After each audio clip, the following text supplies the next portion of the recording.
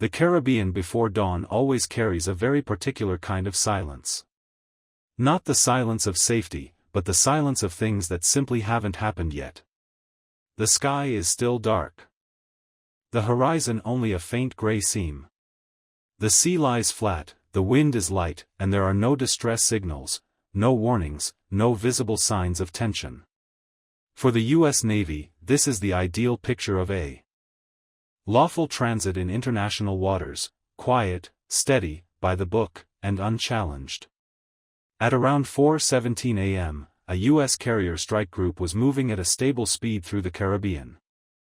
The formation was tight, spacing carefully calculated, every system running on routine procedure. To an outsider, it would look like just another ordinary passage.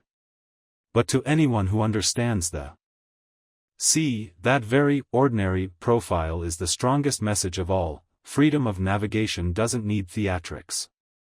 That calm balance shattered in a matter of minutes. From the horizon, still buried in darkness, two Venezuelan patrol vessels appeared. At first, they were only faint returns on radar.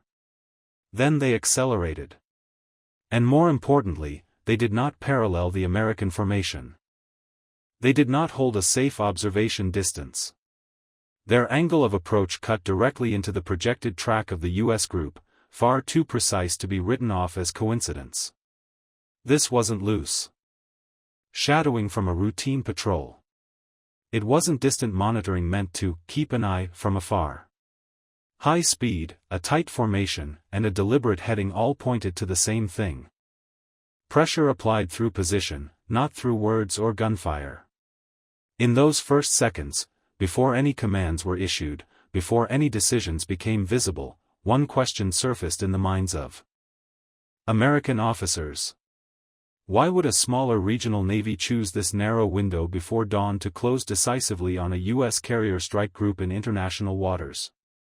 That question would shape everything that followed. When distance stops being a number. The two Venezuelan ships kept coming.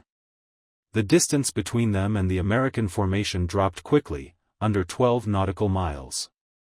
Legally, 12 nautical miles is a familiar figure. But in naval thinking, it is also a psychological threshold.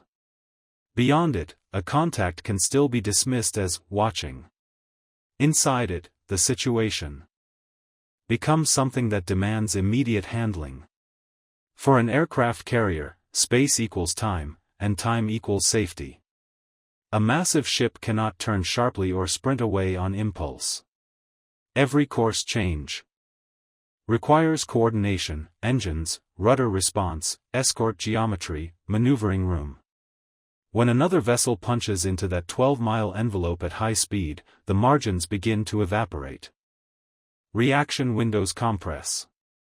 Even with no weapons visible, error becomes dangerous. What raised the alarm for American commanders was not only the range, it was the behavior.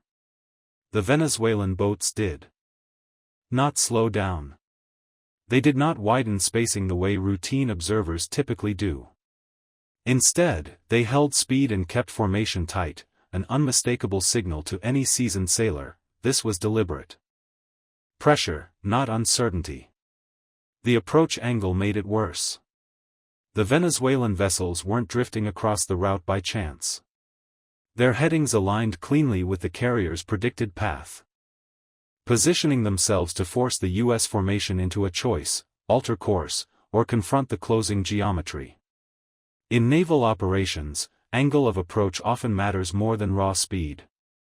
Whoever claims the critical line can shape how the encounter unfolds. The gray zone begins. Once both sides pushed deeper into that 12-mile space, wait and see stopped being an option. The numbers on the radar display were no longer abstract. They represented seconds, shrinking water, and decisions that could not be postponed. And the most striking detail was this: no shots. No threats, no formal hostile act. The pressure was created entirely by motion and proximity. This is the essence of gray zone maritime confrontation, where the objective isn't to fire first. but to force the other side to move first. And in the gray zone, the first visible move is often a strategic loss. America's wordless response. The U.S. strike group made a decision that was clear and unmistakable. No course change. No speed reduction. No deviation from the planned transit.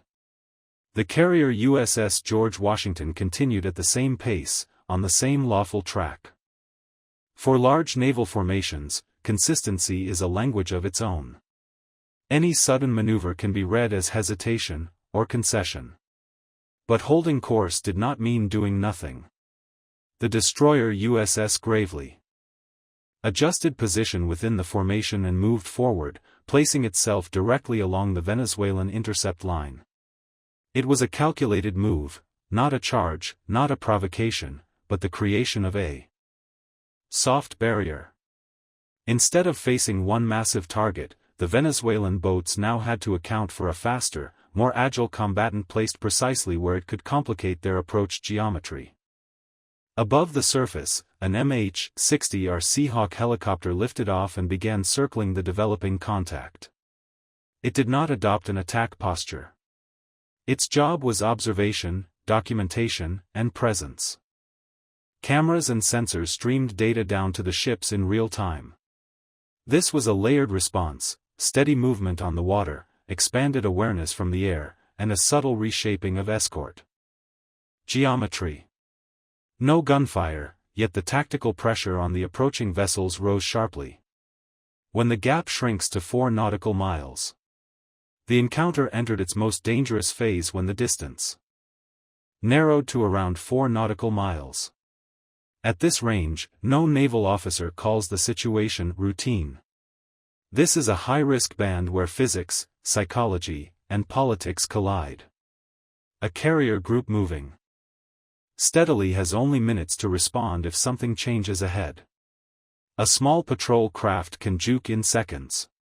One misjudgment can lead to collision, and in a tense context, even a collision can ignite a crisis.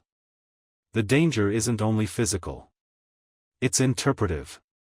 In the thin light before sunrise, every small adjustment in speed or heading is scrutinized. Radar updates accelerate.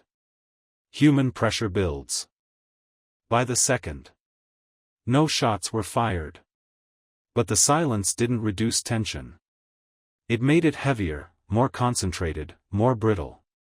The breaking point without an explosion. Then the decisive moment arrived, not through radio calls, not through flares, but through movement. American sensors registered a clear change. The Venezuelan boats began to slow down. Their tight alignment loosened. Their headings showed subtle divergence instead of perfect synchronization. In naval encounters, speed is one of the most reliable indicators of intent. Unlike radio messages, engines can't easily fake what they're doing. When a vessel slows, it gives up pressure and hands time back to the other side. For Venezuela, it was a psychologically weighted choice. The side that changes behavior first risks being seen as the one backing down. But at this distance, continuing forward meant risking an incident no one could control. Meanwhile, the American formation did not change at all. The carrier held speed. The destroyer held position. The helicopter kept circling. There was no attempt to exploit the hesitation. That contrast said everything. Quiet on the water, loud on the screens. The standoff ended quietly at sea. No damage. No casualties. No exchange of fire. But the story didn't end there. Within hours, the battleground shifted to media and diplomacy. Venezuelan television aired footage of patrol boats racing across open water, framed as the defense of sovereignty. The U.S. response came in the form of data, satellite images, coordinates, timestamps, showing the American ships operating deep in international waters. No one declared victory. No one declared war. But both sides shaped the narrative to fit their strategic needs. A lesson bigger than gunfire. This incident left no wreckage behind. But it left a hard lesson about modern naval confrontation. The most dangerous scenario is not when both sides want war. The most dangerous scenario is when neither side wants it, yet both keep playing pressure games in the gray zone, where a radar error, a misread intention, or a delayed reflex of only a few seconds can shove the world across a line it cannot return from. Control at sea today isn't only about having the most firepower. It's about the ability to hold discipline when you absolutely could shoot, and choosing not to. And on that quiet Caribbean morning, it was precisely that discipline that prevented a dangerous encounter from becoming a real war.